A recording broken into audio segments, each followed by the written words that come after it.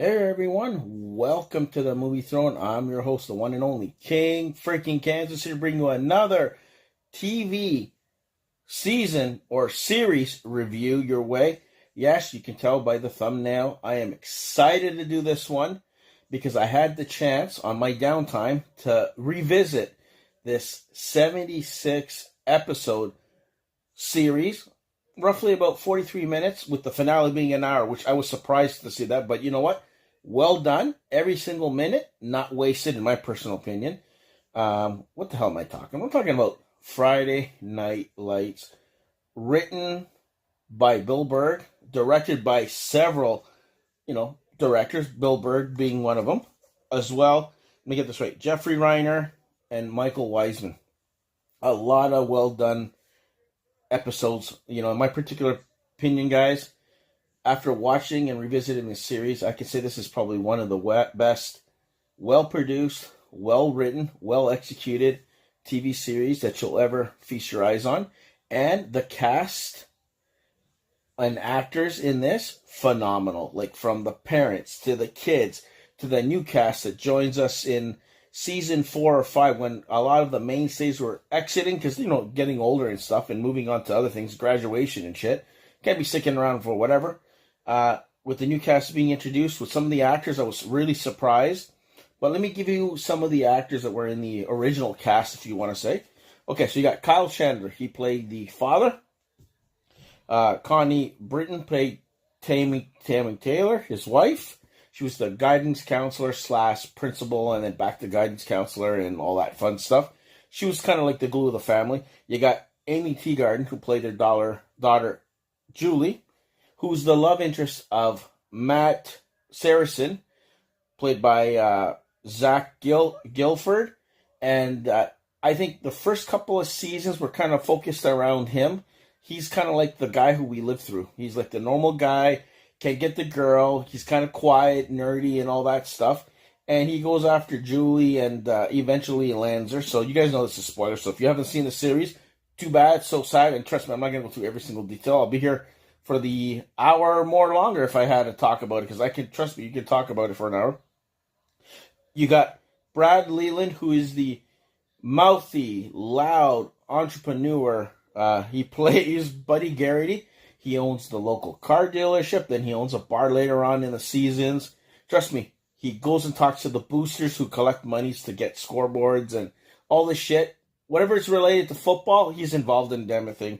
And the football team, of course, is called the Dillon Panthers. And then later on, because of the school being divided, the territory and all that shit, you get two schools. East Dillon, which is the, I believe it was, the Lions, and the Panthers. But storyline-wise, something happens. And then, of course, obviously, Coach Chandler. Eric Taylor, it's Coach Eric. He has to kind of he loses his job and he ends up going to the dark side, where it's kind of like ghetto and rough times, rough neighborhood and stuff like that. The privileged kids, troublemakers and all that stuff. And he kind of develops a team and builds it from the ground up kind of thing, which is pretty cool. And the shit that he has to go through the last 2 seasons, phenomenal. Like the way he endured, and I'm telling you, it's pretty damn good. You got Taylor Kitsch. Oh my God, what can I say about this guy? He will always be my Gambit. He is, in my personal opinion, the whole series, the breakout actor of the series. He plays Tim Riggins. He's the Mr. kind of like playboy guy there is there. He's the guy who can get any girl, sweet talk him, whatever, gets into trouble, drinks, doesn't give a shit with his life, and he lives with his brother Billy, who they're alone because their parents kind of ditched them, and they get into antics and all that crap, which I won't get into, but he's one of those guys who doesn't care about showing up, doesn't look like he's going to end up anywhere, and at the end of it, he's one of the most loyal and interesting characters. It's a good story arc, even the end in the finale, typical Tim, I'll just say that. Jesse Plemons, he's the nerdy guy who is in love with the high school starlet, played by Adrienne Palicki. She plays Tyra. He's fascinated with her, but he's not going to get a chance. He just keeps on talking. Jesse Plemons plays Landry. He's Matt's best friend in the show, which is great. You got Minka Kelly, who is the star quarterback's girlfriend, who's Buddy Garrity's daughter. She's smart. She's everything. She's the top cheerleader, whatever the crap. And she's with the star quarterback. And in the very first episode, it sets the tone because the star quarterback, played by Scott Porter, he plays Jason Sweet, he gets paralyzed. And she sticks by him. And there's a whole bunch of shit that goes on between her and Tim. Tim and him being best buds, and him not showing up to the hospital because he doesn't know how to take his, him being paralyzed and stuff. I'm telling you, even though this is a football show, and I'm not a sports super diehard, oh my God, I have to watch anything related to sports. Sports is more of the backdrop or the thread that holds the whole show together because life learned lessons through the football and through Coach Eric, but I'm telling you, holy shit, like what he goes through with the wheelchair, building himself up, not wanting to end things, finding a girlfriend, having a kid eventually, going off, being a sports agent, trying to find himself, breaking up with his girlfriend who's end up with Tim, and then you think Tim was going to be involved. I'm telling you, it's crazy, Then you got Louanne Stevens, who plays Miss Saracen, that's Matt's grandmother who has dementia. She's not all there. She gets lost and puts the poor guy through the ringer. Matt going through a lot. Poor guy, like he's Mr. Dedicated, Mr. Nice Guy, Mr. This, Mr. Everything, taking care of his grandmother by himself because his father pretty much left him to go fight in the war and left him to deal with all this shit. Too much on his plate, trying to make the football team, and then eventually becomes quarterback and then kind of gets demoted. And I'm telling you, and dealing with Julie and all this. I'm telling you, the poor guy went a lot. And then even to lose his father, that was fucking sad. Those episodes, heart fucking breaking, especially if you buy into the characters from day one, which you do. Every single character is a relatable character for somebody, depending on where you are in life that you can relate to. I'm telling you, Matt, like, holy shit. Very heartbreaking, but very satisfying at the end because he does get the girl. I'll leave it at that. Gets married, and I'm telling you, even the last episode, the way things go down, fucking awesome. You got Mindy Oristano. She plays Mindy Collette. She plays Tyra's older stripper sister who eventually marries Billy, who's, Tim's brother. And the storyline between Tim and his brother and what Tim does, holy shit. Like, I'm telling you, that's another heartbreaking moment. His brother decides to get into trouble all the time. They open a car shop, and then it becomes a chop shop. They get busted, and then he ends up getting zapped for it, and then he ends up taking, because they can face 1 to 5 years, and he's going to have a kid, his brother. And instead of his brother not being there for his kid, he takes the fall for everything. He goes to jail, and, I'm telling you, it's heartbreaking to come out.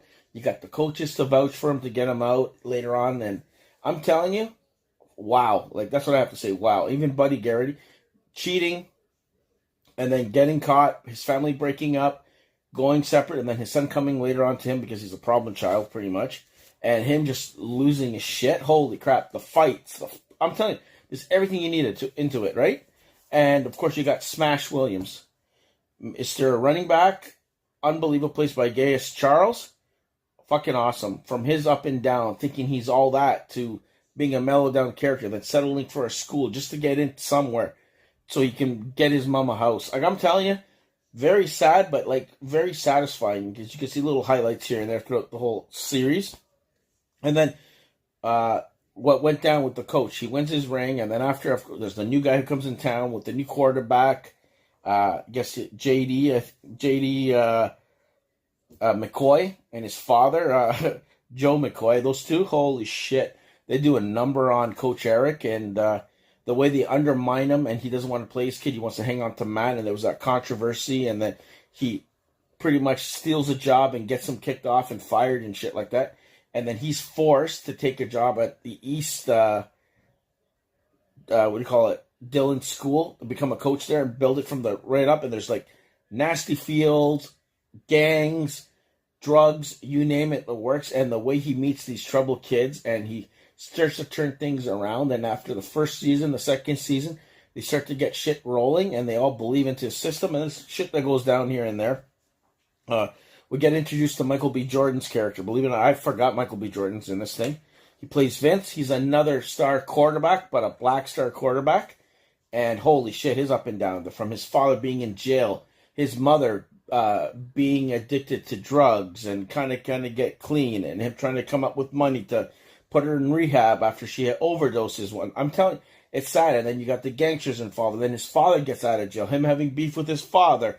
And then his father taking care of business. And then him trying to become his agent, meddling in his career, perhaps, getting drafted somewhere. I'm telling you, up and down. And Coach Eric, they're there. And his wife, holy shit.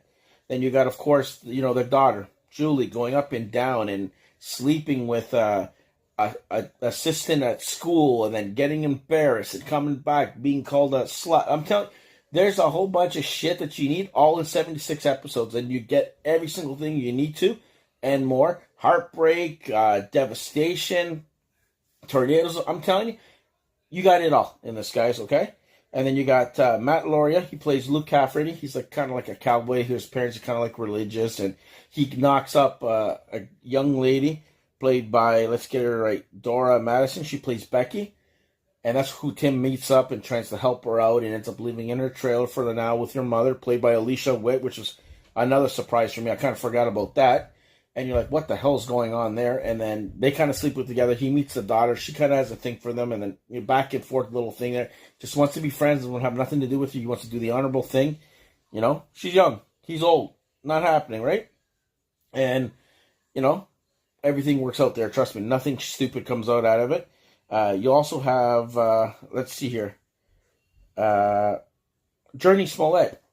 She plays Jess Merriweather.